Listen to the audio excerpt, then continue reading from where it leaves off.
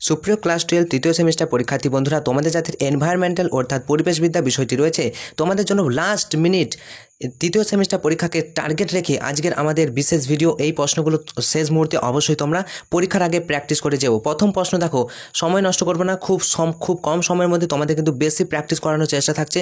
আর তোমরা যারা উচ্চ মাধ্যমিক তৃতীয় সেমিস্টার পরীক্ষায় অর্থাৎ পরিবেশবিদ্যা পরীক্ষায় ভালো রেজাল্ট করতে চাইছো, আজকের পরীক্ষা ভালো হবে, তো অবশ্যই তোমরা চ্যানেলটি সাবস্ক্রাইব করে পাশে থাকা নোটিফিকেশন অল সিলেক্ট করে রাখতে পারো।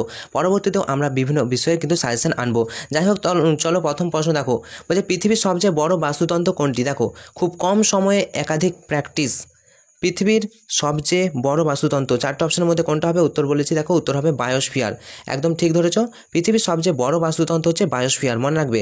নেক্সট, একটি বাস্তুতন্ত্রে শক্তি কি অবস্থায় থাকে? দেখো, একটি বাস্তুতন্ত্রের শক্তি কিন্তু গতিশীল অবস্থায় থাকে, অর্থাৎ option number A is the correct answer. 3 নম্বর প্রশ্ন দেখো, জীব ভরের একক কি? জীব ভরের একক হচ্ছে ক্যালোরি। ওকে। 4 নম্বর প্রশ্ন দেখো, সুন্দরবনে বিভিন্ন উদ্ভিদ ও প্রাণীর সামগ্রিক আলোচনাকে কি বলে? সুন্দরবনে বিভিন্ন উদ্ভিদ ও প্রাণীর সামগ্রিক আলোচনাকে বলা হচ্ছে সিনোইকোলজি। ঠিক আছে। নেক্সট, 5 নম্বর প্রশ্ন, কোন বাস্তুতন্ত্রের জীবভর বেশি? কোন বাস্তুতন্ত্রের জীবভর বেশি? দেখো, জঙ্গলের বাস্তুতন্ত্রের কিন্তু জীবভর অনেক বেশি। ঠিক আছে। নেক্সট, 6 নম্বর প্রশ্ন, বাস্তুতন্ত্রের কোনো প্রজাতির অবস্থানগত ভূমিকাকে কি বলে? বাস্তুতন্ত্রের কোনো প্রজাতির অবস্থানগত ভূমিকাকে কিন্তু নিচ বলে, অর্থাৎ option number B is the correct answer. Next, standing crop বলতে কি বোঝো? স্ট্যান্ডিং ক্রপ বলতে কি বোঝো? দেখো, এটা দেখো, বিভিন্ন খাদ্য স্তরের যে সমস্ত জীবভরকে কিন্তু স্ট্যান্ডিং ক্রপ বলা হয়। এরপর দেখো 8 নম্বর প্রশ্ন কি বলছে? দেখো, সর্বাপেক্ষা স্থায়ী বাস্তুতন্ত্র কোনটি? সর্বাপেক্ষা স্থায়ী বাস্তুতন্ত্র, দেখো 4টা অপশন রয়েছে, তো অবশ্যই তোমরা ভাবো। তো সর্বাপেক্ষা স্থায়ী বাস্তুতন্ত্র হচ্ছে সমুদ্রের বাস্তুতন্ত্র, মনে রাখবে। 8 নম্বর প্রশ্নের সঠিক অ্যান্সার হয়ে যাবে অপশন নাম্বার এ। 9 নম্বর প্রশ্ন, স্থির জলের বাস্তুতন্ত্রকে কি বলে? দেখো, স্থির জলের বাস্তুতন্ত্রকে বলা হচ্ছে লেন্টিক বাস্তুতন্ত্র, অর্থাৎ option number B is the correct answer. এরপর আমরা চলে আসবো 10 নম্বর প্রশ্নে। দেখো, মৃতদেহ থেকে উপাদান মুক্ত করে কি? উত্তর হয়ে যাবে মৃতদেহ থেকে উপাদান মুক্ত করে বিয়োজক। খুব ইম্পর্টেন্ট প্রশ্ন এটা কিন্তু, মৃতদেহ থেকে উপাদান মুক্ত করে বিয়োজক, মনে রাখবে, বিয়োজকের কাজ। আচ্ছা, নেক্সট প্রশ্ন দেখো, কি বলছে? দেখো, এলটনিয়ান পিরামিড হলো ড্যাশ পিরামিড। উত্তর হবে এলটনিয়ান পিরামিড হলো খাদ্যের পিরামিড, অর্থাৎ অপশন নাম্বার এ।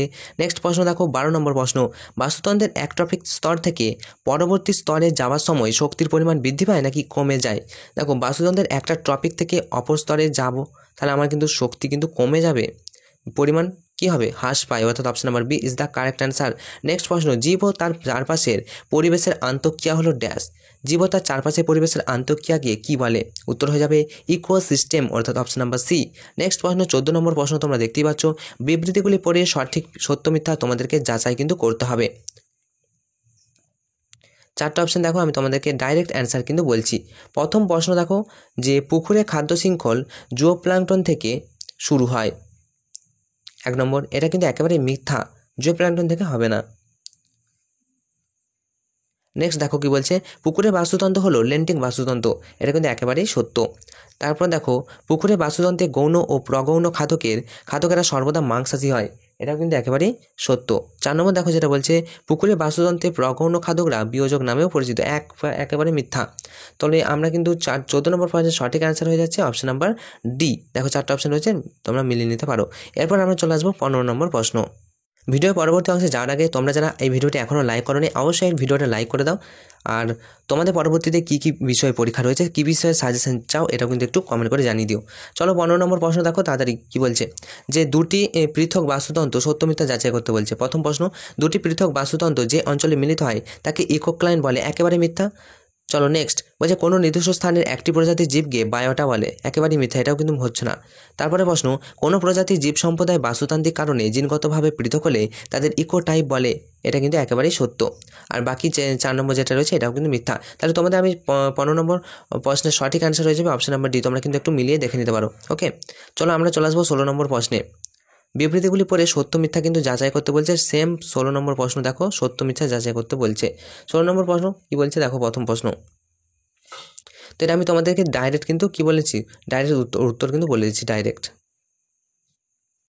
তো 16 নম্বর এই প্রশ্নগুলো কিন্তু ভালো করে মুখস্থ করো, খুব ইম্পর্টেন্ট। আমি বলছি 16 নম্বর এই প্রশ্নটা ভালো করে মুখস্থ করে, এখান থেকে একটা তোমরা কোশ্চেন পেয়ে যেতে পারো, কারণ 16 নম্বর প্রশ্নে যতগুলো প্রশ্ন আছে না, সবগুলো কিন্তু সত্য। ঠিক আছে, ঠিক আছে, তাহলে 16 নম্বর প্রশ্নের অপশান ওয়াই যদি আমরা অ্যান্সার করি তাহলে অপশান এ হবে। ঠিক আছে, তাহলে এই প্রশ্নগুলো আমি তোমাদের একবার বলে দিই। বাসস্থানগত শর্তের পরিপ্রেক্ষিতে জীবগুলি প্রকৃতিতে অবস্থানকে স্থানীয় ভাষায় নিজ বলে। ঠিক আছে, এটা সত্য।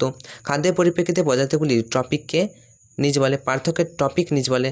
আচ্ছা, ভৌত রাসায়নিক ও জৈবিক শর্তের উপর ভিত্তি করে যে নিজ গড়ে ওঠে তাকে বহুমাত্রিক নিজ বলে। আর বাস্তুতন্ত্রের জীবগোষ্ঠীর পারস্পরিক ক্রিয়াকলাপকে কিন্তু বাস্তুতান্ত্রিক নিজ বলে। তাহলে সবগুলো কিন্তু সত্য। চলে আসবো আমরা 17 নম্বর প্রশ্ন। দেখো, বাম স্তম্ভের সঙ্গে ডান স্তম্ভ কিন্তু তোমাদের মিলাতে হবে। তো 17 নম্বর প্রশ্ন দেখো, প্রথমে বলা হচ্ছে যে 1935 কী হলো? উত্তর হয়ে যাবে ইকোসিস্টেম কথাটি ব্যবহার হয়। খুব ইম্পর্টেন্ট, 1935 কী হয়? ইকোসিস্টেম কথাটি ব্যবহার করা হয়। নেক্সট দেখো 1866 কী হলো? ইকোলজি শব্দটি প্রথম ব্যবহার করা হয়, মনে রাখবে। ওডাম কি? ওডাম হচ্ছে একটা বাস্তুতন্ত্রের সংজ্ঞা দেন, ওডাম। এবং 4 নম্বর যেটা হচ্ছে লিন্ডেম্যান, এটা হচ্ছে 10%। লিন্ডেম্যানের 10% সূত্র, এটা তো ক্লাস 10এও ছিল। যাই হোক, এই ছিল তোমাদের 17 নম্বর প্রশ্ন। খুব ভালো করে মিলিয়ে নাও। 17 নম্বর প্রশ্নের সঠিক অ্যান্সার যদি তোমরা জানতে চাও তাহলে উত্তর হয়ে যাবে অপশন নাম্বার এ। ঠিক আছে, তাহলে এটা তোমরা মিলিয়ে দেখে নিতে পারো। চলে আসবো আমরা 18 নম্বর প্রশ্ন, সঠিক পর্যায় নির্ণয় করতে বলছে। তো এটা তো তোমরা পারবেই, এরকম টাইপের একটা প্রশ্ন কিন্তু আসবে, তো নো চিন্তা। দেখো 18 নম্বর প্রশ্নে সঠিক অ্যান্সার হয়ে যাবে প্রথম হচ্ছে মৃত প্রাণী। দেখো, মৃত প্রাণীর উপর কী হয়? মাছি বসে, সেই মাছি ব্যাঙ খায়, ব্যাঙকে আবার সাপ খাচ্ছে। তাহলে 18 নম্বর প্রশ্নের সঠিক অ্যান্সার হয়ে যাবে অপশন নাম্বার সি। নেক্সট 19 নম্বর প্রশ্ন কী বলছে দেখো, জলের মধ্যে পরিবেশক উপাদানের অতিরিক্ত উপস্থিতির দ্বারা বাস্তুতন্ত্রের কাঠামোগত পরিবর্তন হয়। 2 নম্বর, কারণ বলছে নাইট্রোজেন ফসফরাস সারে উপস্থিত যৌগগুলি ইউট্রোফিকেশন ঘটাতে সাহায্য করে। তো একেবারেই সঠিক, দুটোই কিন্তু আমরা দেখতে পাচ্ছি সঠিক এবং একটি অপরটি সঠিক ব্যাখ্যা, অর্থাৎ option number A is the correct answer. চলে আসবো 20 নম্বর প্রশ্ন। 20 নম্বর প্রশ্নে কী বলছে দেখো, খাদ্য শৃঙ্খলে বিয়োজকের সংখ্যা সবচেয়ে বেশি। কারণ বলছে যে বিয়োজক খাদ্য শৃঙ্খলে অংশ নয়। ঠিক আছে, তো একদম দুটোই কিন্তু সঠিক। তাহলে 20 নম্বর প্রশ্নের সঠিক অ্যান্সার হয়ে যাবে এ এবং বি উভয় কিন্তু সঠিক। চলে আসবো 21 নম্বর প্রশ্নে। তো 21 নম্বর প্রশ্ন দেখো, বলছে নিচের কোন বছরটিকে জাতিসংঘ আন্তর্জাতিক জীব বৈচিত্র্য বছর হিসেবে গণ্য করেছে? তো উত্তর হয়ে যাবে, 4টে অপশন তোমরা দেখতে পাচ্ছ, উত্তর হয়ে যাবে 2010 সালকে। মনে রাখবে 2010 সালটিকে জাতিসংঘ আন্তর্জাতিক জীব বৈচিত্র্য বছর হিসেবে গণ্য করেছে। মোস্ট ইম্পর্টেন্ট, দেখো জীব বৈচিত্র্যের জনক কাকে বলে? মনে রাখবে এডওয়ার্ড উইলসনকে কিন্তু জীব বৈচিত্র্যের জনক বলা হয়। নেক্সট, গামা বৈচিত্র্য হলো এক প্রকার ড্যাশ। গামা বৈচিত্র্য এটি একটি বাস্তুতান্ত্রিক বৈচিত্র্য, মনে রাখবে গামা বৈচিত্র্য বাস্তুতান্ত্রিক বৈচিত্র্যের উদাহরণ। নেক্সট, মস্তিষ্ক থেকে আসা যে কোনো বলছে দেখো যে আগন্তুক বাহারি গাছ ভারতে বিস্তার লাভ করেছে সেই গাছটির নাম কি? উত্তর হবে ল্যান্টানা। নেক্সট 25 নম্বর প্রশ্ন দেখো, বলছে রাষ্ট্রপুঞ্জের কোন সংস্থা রেড ডাটা বুক প্রকাশ করে? মোস্ট ইম্পর্টেন্ট, পরীক্ষায় চলে আসার মতো প্রশ্ন, উত্তর মনে রাখো।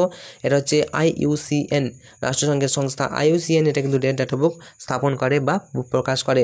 নেক্সট, দক্ষিণ ভারতে হস্তি সংকুল বনভূমির যে পরিমাণ ধ্বংস হয়ে গেছে, উত্তর হয়ে যাবে 10% কিন্তু ধ্বংস হয়ে গেছে।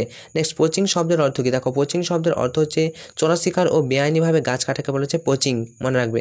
নেক্সট, কোনো প্রজাতির জীবকে শেষ কত বছর দেখা না গেলে লুপ্ত বলা হবে? উত্তর হবে 28 নম্বর প্রশ্নের সঠিক অ্যান্সার, উত্তর হচ্ছে 50 বছর। 50 বছর যদি তাদেরকে দেখা না যায় তাহলে তাদেরকে কিন্তু লুপ্তপ্রায় বলা হচ্ছে। নেক্সট, লিউকেমিয়া অর্থাৎ রক্তের ক্যান্সার এর ঔষধ ভিনক্রিস্টিন এর উৎস কোনটি? তো 29 নম্বর প্রশ্নের সঠিক অ্যান্সার হয়ে যাবে, উত্তর হয়ে যাবে নয়নতারা। দেখো, লিউকেমিয়া অর্থাৎ রক্তের ক্যান্সারের ঔষধে উত্তর হচ্ছে ভিনক্রিস্টিন, এর উত্তর হচ্ছে উৎস হচ্ছে নয়নতারা। ঠিক আছে, নয়নতারা। চলে আসবো 30 নম্বর প্রশ্ন দেখো, টেকটোনা গ্র্যান্ডিস কোন গাছের বিজ্ঞানসম্মত নাম? উত্তর হবে সেগুন গাছের বিজ্ঞানসম্মত নাম হচ্ছে টেকটোনা গ্র্যান্ডিস।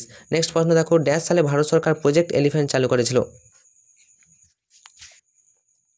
উত্তর দেখো 1992। তো 1992 সালে ভারত সরকার কিন্তু প্রজেক্ট এলিফ্যান্ট প্রকল্প চালু করেছিল। নেক্সট 32 নম্বর প্রশ্ন দেখো, ভারতের বলছে ড্যাশ রাজ্যটি প্রথম কার্বন মুক্ত রাজ্যে পরিণত হয়েছে? উত্তর হবে ভারতের হিমাচল প্রদেশ রাজ্যটি প্রথম কার্বন মুক্ত রাজ্যে পরিণত হয়েছে। নেক্সট 33 নম্বর প্রশ্ন দেখো, বিবৃতিগুলি পড়ে সত্য মিথ্যা যাচাই তোমাদের করতে হবে। প্রথমে কি বলছে দেখো, সত্য মিথ্যা আমি তোমাদের ডাইরেক্ট কিন্তু বলে দিচ্ছি। প্রথমে দেখো বলেছে সমুদ্রের উপকূলে লবণাক্ত মাটিতে উৎপন্ন উদ্ভিদকে হ্যালোফাইট বলে, তো এটা কিন্তু একেবারেই সত্য হবে। দেখো, শিলার উপরে উৎপন্ন উদ্ভিদকে লিথোফাইট বলে, এটাও কিন্তু সত্য। নেক্সট দেখো, বালিতে জন্মানো উদ্ভিদকে হেলিফাইট বলে, একদম ভুল। তো বালিতে জন্মানো উদ্ভিদকে হেলিফাইট কেন বলা হবে? 4 নম্বর প্রশ্ন দেখো, শিলার খাঁজে জন্মানো উদ্ভিদকে ক্যাসমোফাইট বলে, অবশ্যই শিলার খাঁজে জন্মানো উদ্ভিদকে ক্যাসমোফাইট কিন্তু বলা হচ্ছে। অর্থাৎ 33 নম্বর প্রশ্নের সঠিক অ্যান্সার যদি তোমাদেরকে বলা হয় তাহলে উত্তর হয়ে যাবে অবশ্যই অপশান নাম্বার এ। তোমরা মিলিয়ে কিন্তু দেখে নিতে পারো। চলো নেক্সট 34 নম্বর প্রশ্ন দেখো, বলছে বিবৃতিগুলি পড়ে সত্য মিথ্যা কিন্তু তোমাদের যাচাই করতে বলছে। দেখো কি বলছে, তামাক পাতা থেকে ডাটুরিন পাওয়া যায়। তামাক পাতা থেকে, সে আবার কি? ধুতুরা গাছের পাতা থেকে ডাটুরিন পাওয়া যেত, তামাক পাতা থেকে, এটা তো মিথ্যা হবে। দেখো 34 নম্বর প্রশ্নের সঠিক অ্যান্সারটা তোমাদেরকে বলে দিচ্ছি, উত্তর মিলাও।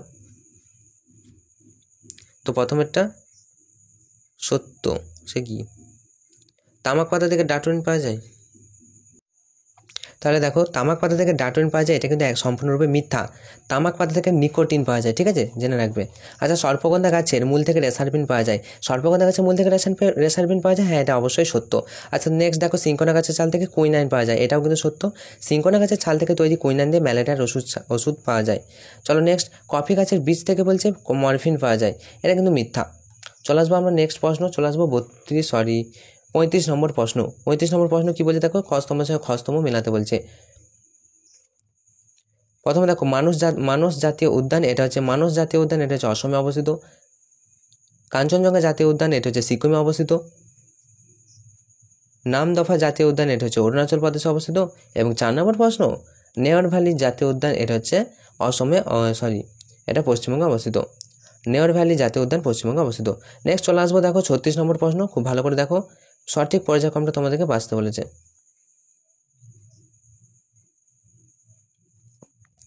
বলছে সঠিক, তোমরা দেখতেই পাচ্ছ, আমি তোমাদেরকে অ্যান্সার বলে দিচ্ছি, অপশন নাম্বার বি।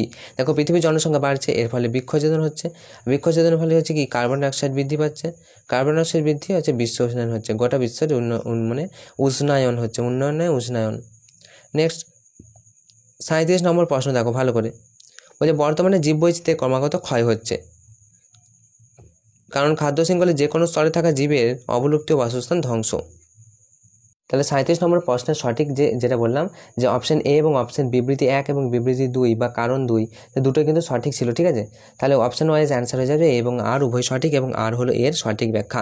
নেক্সট 38 নম্বর প্রশ্ন দেখো, আজকের 38 নম্বর প্রশ্ন বলছে জিনগত বৈচিত্র্য হলো কোনো একটি স্বতন্ত্র জীবের স্বতন্ত্র জিনের পরিবর্তনজনিত ফলাফল, স্বতন্ত্র জিনের। তো 38 নম্বর প্রশ্ন এটা দেখতে পাচ্ছ। আর বিবৃতি বি কী বলছে দেখো, জিনের মধ্যে থেকে নতুন ভিন্নতা সৃষ্টি হতে পারে যা অভিযোজনকে প্রভাবিত করতে পারে,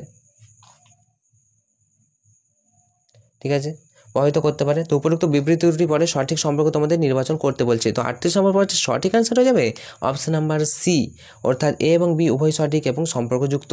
চলে আসবো 39 নম্বর প্রশ্ন কি বলছে দেখো, নিচের ছক থেকে এ এবং সিকে চিহ্নিত করতে বলছে। এ এবং সি কী হবে দেখো, জীব বৈচিত্র্যের স্তরকে কিন্তু অনেকগুলো ভাগে ভাগ করা যায়। তো 39 নম্বর প্রশ্নের সঠিক অ্যান্সারটা তোমাদেরকে আমি বলেছি, তোমরা একবার ভেবে নাও কোনটা হবে, ভালো করে দেখো উত্তরটা। উত্তর হয়ে যাবে অবশ্যই অপশন নাম্বার বি, জিনগত বৈচিত্র্য, বাস্তুতান্ত্রিক বৈচিত্র্য, এটি হবে। এখানে জীব বৈচিত্র্য আর এখানে যে বাস্তুতান্ত্রিক বৈচিত্র্য, জিনগত আর বাস্তুতান্ত্রিক, অর্থাৎ option number B is the correct answer. এরপরে দেখো 40 নম্বর প্রশ্ন, আজকে 40 নম্বর প্রশ্ন কি বলছে, যে 1966 সালে IUCN দ্বারা বিলুপ্ত পায় উদ্ভিদ ও প্রাণী প্রজাতিগুলোকে তাদের বাসভূমি, বিলুপ্তির কারণ ও প্রকৃতি অনুযায়ী একটি তালিকা তৈরি করে বই আকারে প্রকাশ করে। তো সেই বইটি কি, সেই বইটির নাম কি? উত্তর হয়ে যাবে সেই বইটির নাম হচ্ছে রেড ডাটা বুক।